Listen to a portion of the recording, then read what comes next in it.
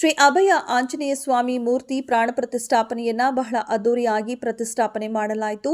ಕೋಲಾರ ಜಿಲ್ಲೆಯ ಶ್ರೀನಿವಾಸಪುರ ಪಟ್ಟಣದ ಹೊರವಲಯದ ಪುಂಗನೂರು ಕ್ರಾಸ್ನಲ್ಲಿ ನೂತನವಾಗಿ ಶ್ರೀ ಶನೀಶ್ವರ ಸ್ವಾಮಿ ದೇವಾಲಯವನ್ನು ನಿರ್ಮಾಣ ಮಾಡಲು ಸುಮಾರು ವರ್ಷಗಳಿಂದ ಕಾಮಗಾರಿ ನಡೆಯುತ್ತಿದ್ದು, ಕಾಮಗಾರಿ ಪೂರ್ಣಗೊಳ್ಳುವ ಮೊದಲೇ ಶ್ರೀ ಅಭಯ ಆಂಜನೇಯ ಸ್ವಾಮಿ ಮೂರ್ತಿಯನ್ನ ಪ್ರತಿಷ್ಠಾಪನೆ ಮಾಡಲಾಯಿತು. ಇನ್ನು ಇದೇ ಸಂದರ್ಭದಲ್ಲಿ ದೇವಾಲಯದ ಲೋಕಸೇವಾ ಟ್ರಸ್ಟ್ ಅಧ್ಯಕ್ಷರು ಹಾಗೂ ಮಾಜಿ ವಿಧಾನ ಪರಿಷತ್ ಸದಸ್ಯರಾಗಿರುವ ವೈ.ಎ. ನಾರಾಯಣಸ್ವಾಮಿ ಮಾತನಾಡಿ, ಶ್ರೀ ಶನೀಶ್ವರ ಸ್ವಾಮಿ ದೇವಾಲಯವನ್ನು ಕಟ್ಟಲು ಕಾಮಗಾರಿ ಆರಂಭ ಮಾಡಿ ಸುಮಾರು 8 ವರ್ಷ ಕಳೆದಿದೆ. ಈ ಆಲಯವನ್ನು ಬಹಳ ವಿಶೇಷವಾಗಿ ನಿರ್ಮಾಣ ಮಾಡಲಾಗುತ್ತಿದೆ. ತಮಿಳುನಾಡಿನ ತಂಜಾವೂರಿನ ದೇವಾಲಯಗಳ ಮಾದರಿಯಲ್ಲಿ ಆ ಶಿಲ್ಪಕಲೆಗಳೊಂದಿಗೆ ದೇವಾಲಯ ನಿರ್ಮಾಣವಾಗಲಿದೆ. ದೇವಾಲಯ ನಿರ್ಮಾಣವಾದ ಮೇಲೆ ಕೋಲಾರ ಜಿಲ್ಲೆಯಲ್ಲಿಯೇ ಹೆಸರುವಾಸಿಯಾಗಿರುವುದರಲ್ಲಿ ಯಾವುದೇ ಸಂದೇಶ ಇಲ್ಲ.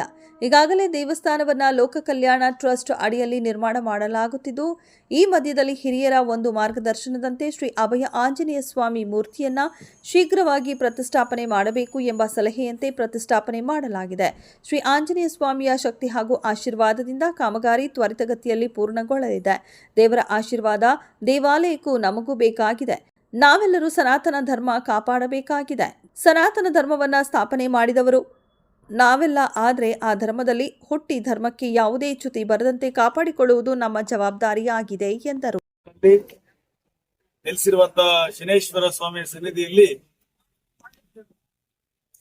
ಬಹಳ ವೈಭವವಾದ ಕಟ್ಟಡವನ್ನ ಕಟ್ಟಕ್ಕೆ ಪ್ರಾರಂಭ ಮಾಡಿ 8 ವರ್ಷ ಆಯಿತು. ಶನೇಶ್ವರ ಸ್ವಾಮಿ ಆಲಯ ಇಡೀ ಕೋಲಾರ ಜಿಲ್ಲೆಯಲ್ಲಿ ವಿಶಿಷ್ಟವಾದದ್ದು, ವಿಶೇಷವಾದದ್ದು. ತಮಿಳುನಾಡಿನ ತಂಜಾವೂರಿನ ದೇವಸ್ಥಾನಗಳ ಮಾದರಿಯಲ್ಲಿ ಆ ಶಿಲ್ಪ ಕಲೆಯೊಂದಿಗೆ ತಲೆ ಎತ್ತಲಿರುವ ಈ ದೇವಸ್ಥಾನ ಇಡೀ ಕೋಲಾರ ಜಿಲ್ಲೆಯಲ್ಲಿ ಹೆಸರುವಾಸಿ ಆಗೋದ್ರಲ್ಲಿ ಯಾವುದೇ ಸಂದೇಹ ಇಲ್ಲ. ಈಗಾಗಲೇ ಈ ದೇವಸ್ಥಾನವನ್ನ ಲೋಕ ಕಲ್ಯಾಣ ಟ್ರಸ್ಟ್ ಅಡಿಯಲ್ಲಿ ನಿರ್ಮಾಣ ಮಾಡ್ತಾ ಇದ್ದೇವೆ.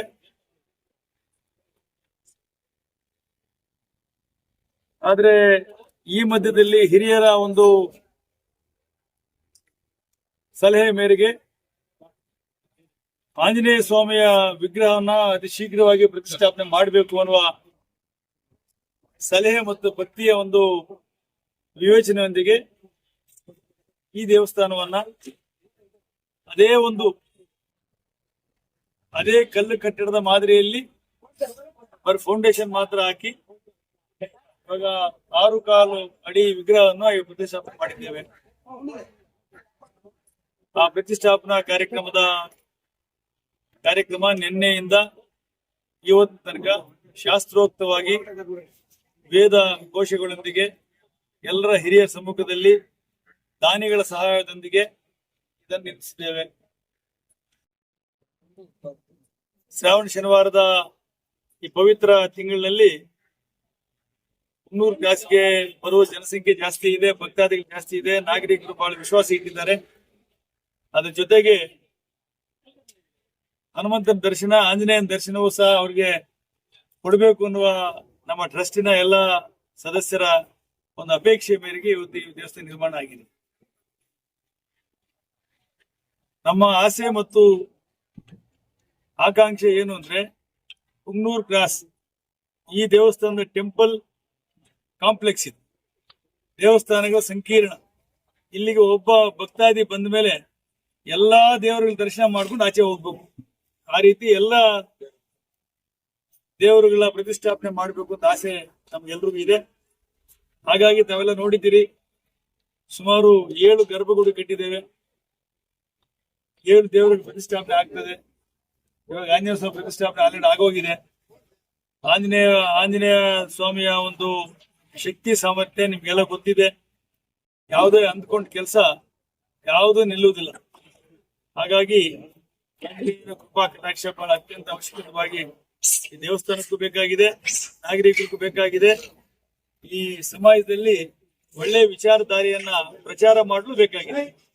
ನಾವೆಲ್ಲರೂ ಸೇರಿ ಸನಾತನ ಧರ್ಮವನ್ನ ಮುಂದುವರಿಸಬೇಕಾಗಿದೆ.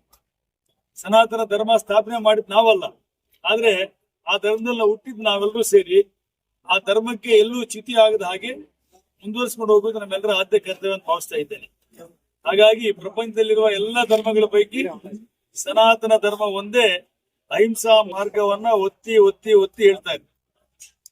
ಸರ್ವರಿಗೂ ಸಮಪಾಲು, ಸರ್ವರಿಗೂ ಸಮಬಾಳು ಮತ್ತು ಸರ್ವ ಜನಾಂಗದ ಶಾಂತಿಯ ತೋಟ ಮತ್ತೆ ಎಲ್ಲರನ್ನೂ ಸ್ವೀಕಾರ ಮಾಡಿ ಅವರಿಗೆ ರಕ್ಷಣೆ ಮಾಡುವಂತ ಹೇಳ್ಕೊಡೋ ಒಂದೇ ಒಂದು ಧರ್ಮ ಈ ಭೂಮಿ ಮೇಲೆ ಇದ್ರೆ ಸನಾತನ ಹಿಂದೂ ಧರ್ಮ ಮಾತ್ರ.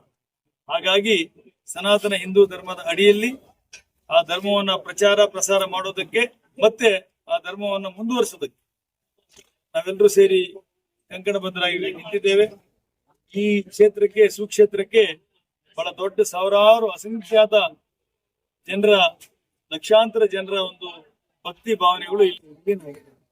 ಹಾಗಾಗಿ ಕ್ಷೇತ್ರ ಇಷ್ಟು ದೊಡ್ಡ ಪ್ರಮಾಣದ ನಡೆಯಕ್ಕೆ ಮತ್ತು ಬೆಳೆಯಕ್ಕೆ ಸಾಧ್ಯ. ಹಾಗಾಗಿ ಈ ಕಾರ್ಯಕ್ರಮ ಮಾಡ್ತಾ ಇದ್ದೇವೆ. ಅದರ ಮುಂದುವರೆದ ಭಾಗವೇ ಇವತ್ತಿನ ಪ್ರತಿಷ್ಠಾಪನೆ. ಈ ಪ್ರತಿಷ್ಠಾಪನೆಗೆ ಸಹಕರಿಸಿದ ಎಲ್ಲ ಭಕ್ತಾದಿಗಳಿಗೆ, ನೆರವು ನೀಡಿದಂತ ಎಲ್ಲ ದಾನಿಗಳಿಗೆ, ಶ್ರಮಪಟ್ಟಂತ ಟ್ರಸ್ಟ್ನ ಎಲ್ಲ ಸದಸ್ಯರುಗಳಿಗೆ ವಿಶೇಷವಾದ ಧನ್ಯವಾದ ಸಲ್ಲಿಸ್ತಾ ಇದ್ದೇನೆ. ನನಗೆ ಒಂದೇ ಒಂದು ಆಸೆ, ಈ ಉತ್ತರ ಕರ್ನಾಟಕದಿಂದ ಎಲ್ಲರೂ ತಿರುಪತಿಗೆ ಪಾದಯಾತ್ರೆ ಮಾಡ್ತಾರೆ ಶ್ರಾವಣ ಮಾಸದಲ್ಲಿ. ಆ ಪಾದಯಾತ್ರೆ ಮಾಡಿಕೇರಿ ಕ್ರಾಸಿಂದ ಮದನಪಲ್ಲಿ ಮುಖಾಂತರ ಹಂಗ ಹೋಗುತ್ತೆ. ನನಗೇನು ಆಸೆ ಅಂದ್ರೆ ಮಾಡಿಕೇರಿ ಕ್ರಾಸಿಂದ ಮುಂದೆ ಬಂದು ಮನ್ನಾಯನಪಲ್ಲಿ ಕ್ರಾಸ್ ಅಲ್ಲಿ ತಿರುಗಿಕೊಂಡು ಬಂಡಪಲ್ಲಿ, ಆರ್ಕುಂಟ, ಪೈಪಲ್ಲಿ, ಮಣಿಗಾನಪಲ್ಲಿ ಈ ಮುಖಾಂತರ ಇಲ್ಲಿ ಬಂದು ಹಾಲ್ಟ್ ಇದ್ದು ಇಲ್ಲಿ ಎಲ್ಲಾ ದರ್ಶನ ಮಾಡಿಕೊಂಡು ಇಲ್ಲಿ ವಿಶ್ರಾಂತಿ ತಗೊಂಡು ಬೆಳಿಗ್ಗೆ ಸ್ನಾನಗೀನ ಮಾಡಿಕೊಂಡು ಮುಂದುವರಿಬೇಕು ತಿರುಪತಿಗೆ ಅಂತ ಹೇಳಿ ನಾನು ಸರ್ಕ್ಯೂಟ್ ಮಾಡಬೇಕು ಅಂತ ಆಸೆ ಇದೆ.